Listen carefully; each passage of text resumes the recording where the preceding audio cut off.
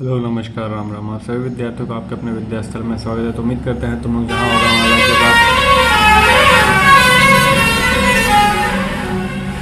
वहाँ लाजवाब शानदार बेमिसाल अद्भुत गजब मस्त होगा और अपने जीवन में कुछ अच्छा करने का प्रयास करोगा। तो जो आज का वीडियो है इसमें हम लोग आगे कंटिन्यू करने वाले हैं अल्टरनेटिंग करंट। तो आज क्या देखने वाले हैं हम लोग? वेव डायग्राम और फेज डायग्राम देखने वाले हैं। तो वेव डायग्राम फेज डायग्राम क्या होता है? तो हम लोग जो देखे हैं वो किसके बारे में देखे? अभी अल्टरनेटिंग करंट देखे। तो अल्टरनेटिंग करंट का जो इक्वेशन देखे वो क्या देखे? I is equals to I naught sine omega T, ये हम लोग देखे थे। और आई नॉट क्या था? मैक्सिमम करंट था। ठीक है, ये इक्वेशन हम लोग देखे हैं। अब होता क्या है कि जब कभी भी हम लोग करंट को या फिर वोल्टेज को वेव के फॉर्म में रिप्रेजेंट करते हैं, मतलब क्या हम लोग करंट देखे थे, ईएमएफ देखे थे, E is equals to E naught sine omega t लिख रहे थे हम लोग, और ये कह रहे थे ये दोनों सेम फेज में है। V is equals to we naught sine omega t लिख रहे थे, कह रहे थे सेम फेज में है। तो जब कभी भी या फिर कुछ ऐसा इक्वेशन आ जाए, हम लोग ये अभी तो ये देखे नहीं थे, लेकिन मान लो कुछ ऐसा आ गया, वोल्टेज अपने पास V naught sine omega T plus pi by two, ये कुछ ऐसा आ गया। तो ये है अपने पास I is equal to I naught sine omega T, ये आ गया V is equal to we naught sine omega T plus pi by two. तो ये दोनों अलग अलग फेज में हो गया। तो जब कभी भी ये इक्वेशन जो है अपने पास, ये साइन वाला इक्वेशन है, साइन वाला इक्वेशन है, तो कहीं ना कहीं इसको हम लोग ग्राफ पे रिप्रेजेंट कर सकते हैं। तो अगर हम लोग इसको ग्राफ पे रिप्रेजेंट कर रहे हैं वेव के फॉर्म में, करंट हो जाए चाहे पोटेंशियल हो जाए, इसको हम वेव के फॉर्म में अगर ग्राफ पे रिप्रेजेंट कर रहे हैं तो उसी को हम लोग बोलते हैं वेव डायग्राम। ठीक है, देखो क्या रहा है कि if the displacement of current and voltage in a circuit are represented in a graph by their wave forms along with the phase difference, the diagram is called wave diagram. Phase difference क्या होता है? जैसे यहाँ पे sign omega T है, यहाँ पे sign omega T plus pi by to है, तो इन दोनों में जो फेज डिफरेंस है कितने का है? पाई बाई टू का है। अगर दोनों सेम होता, मतलब साइन ओमेगा टी होता, दोनों सेम फेज में होता। जैसे देखो यहाँ पे जो डायग्राम का एग्जाम्पल दिया गया है, ये करंट का डायग्राम बनाया गया है, ये अपने पास करंट का वेव। अब इसके बाद अपने पास पोटेंशियल का वेव बनाया गया, ये है पोटेंशियल का वेव। तो ये दोनों अलग अलग फेज में, कैसे पता हमको? क्योंकि ये जीरो से शुरू हो रहा है, ये नीचे शुरू हो रहा है। नीचे से शुरू होने का मतलब दोनों का अलग स्टार्टिंग अलग है, तो दोनों का फेज अलग है। अगर वोल्टेज में यहीं से शुरू होता तो सेम फेज पे होता। तो इन दोनों में फेज डिफरेंस है। अब कितना फेज डिफरेंस है? तो दोनों में फेज डिफरेंस है पाई बाई टू का। और ये नीचे से शुरू हो रहा है, तो यहाँ पे जो फेज डिफरेंस आएगा माइनस पाई बाई टू का आएगा। ठीक है, अभी आगे हम लोग देखेंगे और अच्छे से समझ आ जाएगा। अब इसी चीज़ को, मतलब जो करंट है, जो वोल्टेज है, पोटेंशियल है, उसको अगर हम वेक्टर फॉर्म में रिप्रेजेंट करने जाए, मतलब क्या हो गया कि करंट हो जाए चाहे वोल्टेज हो जाए, उसको अगर हम वेक्टर फॉर्म में रिप्रेजेंट करेंगे, लाइन ड्रॉ करके अगर रिप्रेजेंट करेंगे ग्राफ में, तो उसको हम लोग बोलते हैं फेज डायग्राम। तो वही है, a vector diagram in which alternating voltage और current are treated as a vector. जब हम करंट को और वोल्टेज को किस तरीके से बनाएंगे? वेक्टर से, लेकिन स्ट्रेट लाइन में एरो के साथ। तो जो डिफरेंस होगा फेज एंगल का, उसको रिप्रेजेंट करते हो, तो उसको हम लोग बोलते हैं फेज डायग्राम। जैसे ये हो गया अपने पास करंट। ठीक है, मान लो करंट कितना एंगल बना रहा है? तो ओमेगा टी एंगल बना रहा है। और ये हो गया मान लो अपने पास पोटेंशियल, तो दोनों में फेज एंगल कितने का है? माइनस फाई का फेज एंगल का डिफरेंस है। तो ये हो गया अपने पास वेक्टर फॉर्म में। जब हम लोग करंट और पोटेंशियल को रिप्रेजेंट करेंगे एरो के जैसा, तो उसको हम लोग बोलते हैं फेज डायग्राम। ठीक है, ये हम लोग क्यों पढ़े? क्योंकि अभी हम लोग अलग अलग सर्किट को देखेंगे और उस अलग अलग सर्किट में हम लोग को वेव डायग्राम, फेज डायग्राम बनाना पड़ेगा।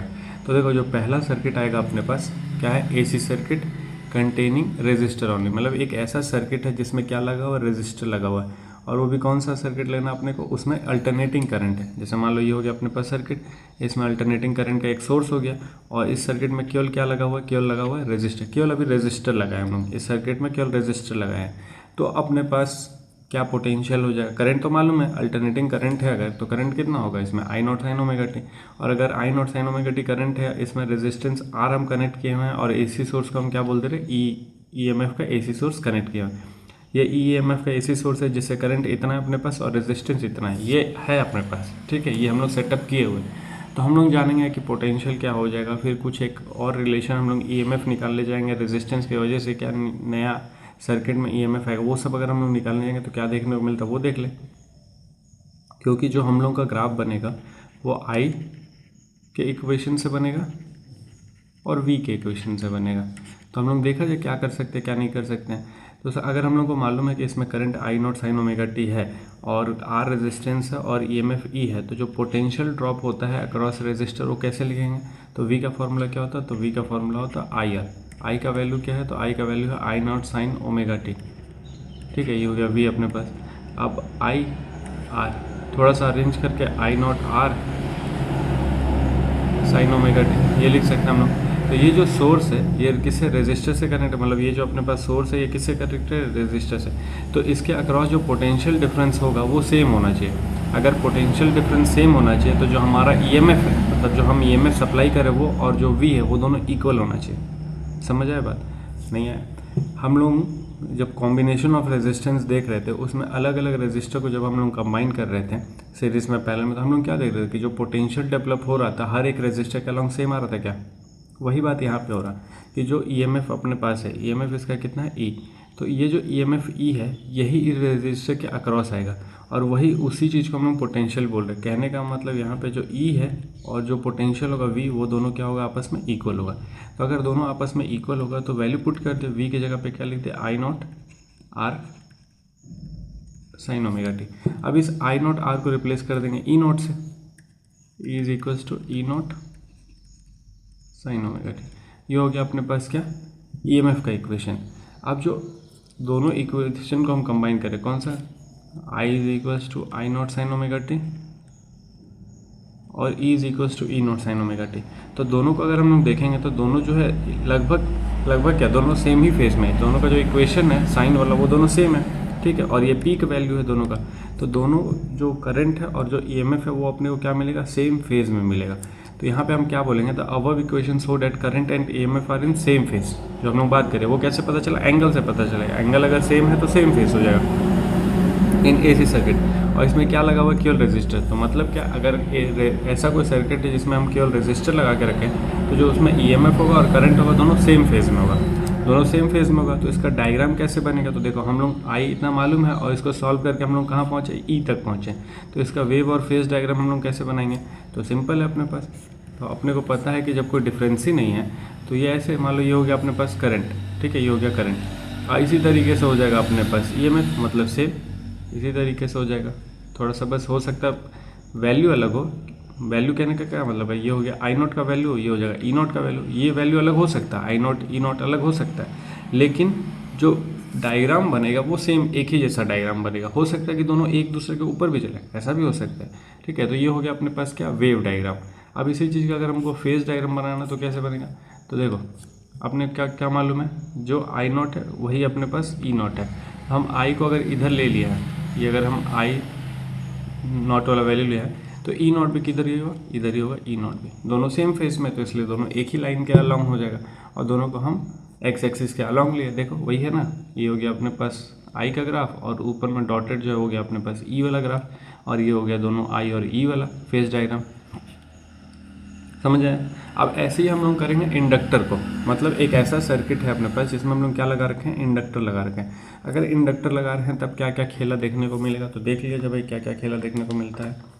तो सबसे पहले हम लोग क्या, एक सर्किट है अपने पास जिसका सोर्स क्या है, ईएमएफ ई होगा, अल्टरनेटिंग करंट है, और एक सर्किट में इंडक्टर लगा रखे हैं जिसका इंडक्टेंस कितना ले रखेंगे हम लोग, एल। इतना मालूम है, वही कहानी लिखा हुआ है। इंडक्टर है जिसका इंडक्टेंस एल है, कनेक्टेड एसी सोर्स है जिसका ईएमएफ ई है, तो जो करंट होगा i naught sine omega t होगा। तो amount of current flowing through the circuit, देखो हम लोग रेजिस्टेंस लगाए थे तो जो रिलेशन जानते हैं पोटेंशियल वाला वो ये होता है, V is equals to i n. लेकिन अगर हम किसी सर्किट में इंडक्टर लगा कर रखे हैं तो हम लोग को चार्ज जानना पड़ेगा, क्योंकि इंडक्टेंस का फॉर्मूला क्या होता है, C is equals to Q upon V होता है सर, ठीक है। तो हम उसमें उस इंडक्टर में कितना चार्ज है ये अपने को निकालना पड़ेगा, ठीक। अब वो चार्ज कैसे निकलेगा, तो चार्ज कैसे निकलेगा अभी हम लोग निकालेंगे। तो हम लोग को पहले ये मालूम होना चाहिए करना क्या। अगर वो करना क्या ये मालूम है तो धीरे धीरे अप्रोच लेकर हम लोग सॉल्व कर सकते हैं। तो अपने को मालूम ये है कि ये सारा कहानी पता चल गया। और जो इंड्यूस्ड ईएमएफ होगा इंडक्टर में वो कैसे लिखेंगे, तो E is equals to minus of l d i by d t होता है क्या, इंड्यूस्ड ईएमएफ इन सर्किट अगर एसी सोर्स से कनेक्ट किए हुए हैं तो इंड्यूस्ड ईएमएफ ही हो जाएगा। फिर E हो जाएगा माइनस ऑफ एल हो जाएगा, डी आई की जगह पे आई नॉट साइन ओमेगा टी हो जाएगा, और अपॉन में हो जाएगा डी टी। यहाँ से क्या बाहर आ जाएगा, आई नॉट बाहर आ जाएगा, और डिफ्रेंसिएशन करेंगे साइन ओमेगा टी का तो कॉस ओमेगा टी, और अपॉन में ओमेगा। ये क्या आ गया अपने पास, ई आ गया। अब अरेंज करके लिखना चाहें तो क्या लिख देंगे, थोड़ा सा अरेंज करके लिखते, e is equals to minus of I naught l upon omega cos omega T, e is equals to minus of I naught. ये जो एल अपॉन ओमेगा है, अरे यार गलत कर दिया ना हम,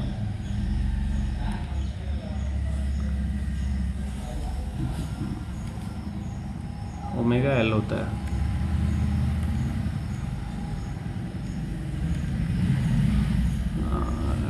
आई नॉट बाहर चलेगा और फिर यहाँ पे ओमेगा, तो ये होगा ओमेगा। ये जो ओमेगा एल होता है, इस ओमेगा एल को हम लोग क्या बोलते हैं, एक्स एल बोलते हैं। एक्स एल कहने का मतलब क्या है, रिएक्टेंस ऑफ इंडक्टर, ठीक है, या फिर इंडक्टिव रिएक्टेंस बोलते हैं। ये क्या हो गया, कॉस ओमेगा टी। तो ये अपने पास ईएमएफ इतना आ गया, minus of I naught x L cos omega T. क्या हो गया आज हमको, ये हम सी क्यों लिख रहे हैं, सी तो कैपेसिटेंस किलो होता है, कुछ तो गड़बड़ है दया। वही हाँ, ये कैपेसिटेंस किलो होता है और डील हम कर रहे हैं इंडक्टर में, और ये लिखे हैं, ये है इंडक्टर वाला फॉर्मूला। ये वाला तब हम लोग इस्तेमाल करेंगे जब हम लोग कैपेसिटर लगाएंगे सर्किट में, ठीक है। थोड़ा सा इधर उधर चला जा रहा है मामला। तो क्या बात हो गया, ई वाला ईएमएफ क्या होगा, minus of l d by d t. इसको सॉल्व किया तो हम लोग ईएमएफ ये निकाल के पहुँचे, e is equal to minus of I naught x L cos omega t. हम लोग आई से सॉल्व करना से मतलब शुरू किए, आई अपने पास था, ईएमएफ ही आया। लेकिन अगर हम लोग बात करने जाएंगे, अगर हम ईएमएफ सोर्स लगा रखे हैं तो यहाँ पे हमको क्या अप्लाई करना पड़ेगा, किरचॉफ लॉ अप्लाई करना पड़ेगा। तो ये तो अपने पास क्या है, एक ईएमएफ आया जो टोटल इंडक्टिव रिएक्टेंस से रिलेट करता हुआ ईएमएफ आया। जो सर्किट में टोटल लूप लॉ लगाएंगे, जब हम लोग किरचॉफ का लूप लॉ लगाएंगे अगर हम लोग, तो क्या देखने को मिलेगा, तो किरचॉफ लूप लॉ के अकॉर्डिंग जो टोटल ईएमएफ होगा सर्किट में, किसके बराबर हो जाएगा, जीरो के बराबर हो जाएगा। तो टोटल ईएमएफ कहने का क्या मतलब हो गया, जो ईएमएफ है और जो इंडक्टर है उसके अलोंग का ईएमएफ। तो जो टोटल ईएमएफ होगा सर्किट में वो क्या हो जाएगा, जीरो के बराबर। तो एक ईएमएफ सप्लाई कर है और एक ईएमएफ हम लोग ये लिया है, minus of I naught x L cos omega T is equals to zero. इसको अरेंज करके लिखेंगे तो क्या लिखेंगे, तो E is equals to minus उधर जाएगा तो I naught x L cos omega T. अब ये आई नॉट एक्स एल को हम क्या लिख सकते हैं, ई नॉट लिख सकते हैं, ई नॉट कॉस ओमेगा टी। अभी भी देखो गड़बड़ है मामला, ये है अपने पास ई नॉट कॉस ओमेगा टी, और जो आई होता है वो होता आई नॉट साइन ओमेगा टी। तो हमको साइन में लेके आना पड़ेगा इसको। तो साइन में ले आने के लिए क्या लिखेंगे, e is equals to E naught sine omega T plus pi by two. तो अब अपने पास ईएमएफ का रियल इक्वेशन आया जो अपने काम का है, क्योंकि हमको सेम एंगल के साथ लिखना था। जैसे अपने पास आई क्या होता है, आई होता है I is equals to I naught sine omega T, और ईएमएफ अपने पास कॉस में आया था तो उसको हम साइन में चेंज करके ये लिखें। अब देखो डिफरेंस क्या देखने को मिलेगा कि अपने पास आई में ये नहीं होता है लेकिन यहाँ पे है। तो क्या यहाँ से हमको ये पता चलेगा कि दोनों का फेस अलग अलग है, और फेस में कितने एंगल का डिफरेंस है, पाई बाई टू एंगल का डिफरेंस है, वो भी किस में, प्लस में। तो प्लस में है मतलब ये आगे रहेगा। जो ईएमएफ है, मतलब अगर हम वेव डायग्राम देखेंगे तो ईएमएफ पहले चलेगा, करंट बाद में चलेगा, समझ आ रहा है, क्योंकि आगे है ये। तो पहले ईएमएफ निकलना शुरू करेगा, ठीक है, उसके पीछे पीछे कितने एंगल से पीछे करेगा, 90 डिग्री एंगल से पीछे रहेगा कौन सा, करंट। तो अगर हम इसका वेव डायग्राम फेज डायग्राम बनाएंगे तो कैसे बनेगा, तो सबसे पहले देख लीजिए क्या कह रहा है, in an AC circuit conducting inductor, मतलब एक ऐसा सर्किट जिसमें केवल इंडक्टर लगा हुआ। तो जो ईएमएफ वो आगे रहेगा कितने से, पाई बाई टू से, और जो करंट है वो पीछे रहेगा ईएमएफ से कितना, पाई बाई टू से। दोनों एक ही बात है। अब कह रहा है कि अब हम लोग I is equal to I naught sine omega T से शुरू किए थे, पहुँचे यहाँ पे हैं E is equal to E naught sine omega T plus pi by two पे। तो जो वेव और फेज डायग्राम होगा उसको देख लिया जाए, देख लो ये अपने पास वेव और फेज डायग्राम। तो ये है अपने पास करंट, ठीक है, करंट को हम लोग यहीं से शुरू किया और ये बना दिया करंट, ये हो गया अपने पास करंट का वेव डायग्राम, ठीक। करंट का वेव डायग्राम अगर हम लोग बना लिए तो अब हम लोग को ईएमएफ का वेव डायग्राम बनाना। और ईएमएफ क्या है अपने को पता है कि ईएमएफ जो है 90 डिग्री आगे है किससे, करंट से। तो 90 डिग्री आगे करंट से, वो भी पॉजिटिव डायरेक्शन में। तो कहने का मतलब ये है, ऊपर है अपने पास पॉजिटिव, तो 90 डिग्री आगे मतलब आधा आगे लेके, जैसे ये है 90, ये है 180, तो आधा आगे लेके जाना पड़ेगा। यहाँ से अगर हम शुरू करेंगे तो ये पीछे है, ठीक है, और यहाँ से शुरू करें मतलब ये आगे है। तो ईएमएफ आगे है कितना, 90 डिग्री। देखो यहाँ से शुरू हो रहा है ईएमएफ, ठीक है। तो अब यहाँ से हम बोलेंगे कि जो ईएमएफ है वो आगे आगे चल रहा है एज कम्पेयर टू करंट। जैसे देख लो यहाँ पे करंट कितना है, जीरो, और ईएमएफ कितना है यहाँ। तो यहाँ से भी अगर हम शुरू करते तो भी कुछ, जैसे हम समझाने के लिए अगर यहाँ से भी शुरू करते तो भाई यहाँ से ईएमएफ, तो ईएमएफ जब करंट जीरो है तो ईएमएफ का कुछ वैल्यू है। तो यही हम कहना चाह रहे हैं कि जब करंट जीरो था तो ईएमएफ उस समय था, और कितना था, तो 90 डिग्री से आगे से है, तो 90 डिग्री आगे, ये ऐसा 90 डिग्री आगे हम बना दिए। अगर हम लोग को इसी का फेज डायग्राम बनाना है तो ये हो गया फेज डायग्राम करंट के लिए। करंट को हम लोग एक्स एक्सिस पे ले लें, और ईएमएफ 90 डिग्री आगे है, 90 डिग्री आगे मतलब ईएमएफ यहाँ पे हो गया, और दोनों के बीच का एंगल 90 डिग्री। समझ आया बात? अब धीरे धीरे समझ आ रहा होगा। तो ये अपने पास सर्किट था जिसमें हम लोग क्या लगाए थे, इंडक्टर। अब एक ऐसा सर्किट लेंगे जिसमें हम लोग क्या लगाएंगे, कैपेसिटर लगाएंगे। तो अगर हम लोग एक ऐसा सर्किट जिसमें कैपेसिटर लगा रहे हैं तब अपने को क्या देखने को मिलेगा, वेव डायग्राम, फेज डायग्राम, वो भी देख लिया जाए। अगला AC circuit containing capacitor only, मतलब एक ऐसा सर्किट है जिसमें अब हम लोग क्या लगा दिए हैं, कैपेसिटर लगा दिए हैं। तो अगर हम लोग कैपेसिटर लगा दिए हैं तब इसमें क्या अपने को ईएमएफ देखने को मिलेगा, क्या अपने पास करंट होगा। तो ईएमएफ ई अगर हम लोग लगाए हैं तो करंट तो भैया इतना ही होना है, वही कहानी चलना है कि कैपेसिटेंस ई है जिसका ईएमएफ ई से कनेक्ट किए हुए हैं, करंट इतना है। तो जो amount of current flowing through the circuit at any instant of time, तो यहाँ पे हम लोग फॉर्मूला जानते हैं, C is equals to Q upon V. वही चीज़ यहाँ जो हम ऊपर लिखे तो यहाँ इस्तेमाल होगा, C is equals to Q upon V. तो यहाँ पे अपने को किससे डील करना है, चार्ज से डील करना है। तो अगर हमको चार्ज से डील करना है तो जो करंट का फॉर्मूला होता है क्या होता है, I is equals to D Q upon में डी टी। यहाँ से अगर डी क्यू निकालने जाएंगे तो क्या लिखेंगे, आई डी टी लिखेंगे। और इंटीग्रेटिंग बोथ साइड अगर कर दें ये मिलेगा। और आई का वैल्यू क्या है अपने पास, I is equals to I naught लिख देते हैं यहाँ पे, I is equals to I naught sine omega T D T. अब इंटीग्रेशन अगर हम लोग कर रहे हैं तो क्या देखने को मिलेगा, डी क्यू का क्यू मिल जाएगा, आई नॉट का बाहर आ जाएगा I naught, integration of sine omega T cos omega T minus का और अपॉन में ओमेगा, ठीक है, ये नहीं मिलेगा आई नॉट साइन ओमेगा टी, हाँ ठीक है यही मिलेगा। अब क्या हो जाएगा, माइनस को बाहर ले लो, आई नॉट अपॉन में ओमेगा कॉस ओमेगा टी, ये हो गया अपने पास एक इक्वेशन किसका, चार्ज का एक इक्वेशन आ गया। मतलब अगर हम किसी सर्किट में कैपेसिटर लगा रखे हैं तो और अल्टरनेटिंग करंट सोर्स है उसमें, उस कैपेसिटर में, तो जो चार्ज फ्लो करेगा वो ये चार्ज हो जाएगा अपने पास। मतलब चार्ज का फॉर्मूला ये निकल के आ गया। अब इसी चार्ज के फॉर्मूले का हम इस्तेमाल करेंगे किसमें, कैपेसिटेंस वाले फॉर्मूले में। तो कैपेसिटर का फॉर्मूला क्या होता है, तो C is equals to Q upon V होता है। यहाँ से अगर हम वी निकालने जाएंगे तो क्या लिखेंगे, क्यू अपॉन सी लिखेंगे। क्यू कितना आया है, तो क्यू आया है minus of I not cos omega T upon में ओमेगा और साथ में अपने पास सी है, कैपेसिटेंस का सी है, तो ये हो गया वी। अब यहाँ से अगर हम लोग देखने जाएंगे तो क्या है अपने पास, माइनस ऑफ आई नॉट और ये जो 1 अपॉन ओमेगा सी होता है, 1 अपॉन ओमेगा सी, इसको हम लोग बोलते हैं एक्स सी, मतलब इम्पिडेंस ऑफ कैपेसिटेंस, ठीक है, मतलब या फिर रेजिस्टेंस ऑफ कैपेसिटर बोल दो सिंपल। तो ये 1 अपॉन ओमेगा सी को हम क्या लिख देंगे, एक्स सी, ये हो जाएगा कॉस ओमेगा टी, ठीक है। तो ये क्या निकल के आ गया अपने पास, वी, और ये वी किसका है, कैपेसिटेंस का भी, मतलब कैपेसिटर के अलॉन्ग जो पोटेंशियल होगा वो होगा। तो अपने पास एक ईएमएफ ई है, पोटेंशियल भी है, तो यहाँ पे भी हम लोग को क्या अप्लाई करना पड़ेगा, किरचॉफ लूप लॉ अप्लाई करना पड़ेगा। तो देखो ये समझना पड़ेगा कहाँ लूप लॉ अप्लाई करेंगे, कहाँ क्या अप्लाई करेंगे।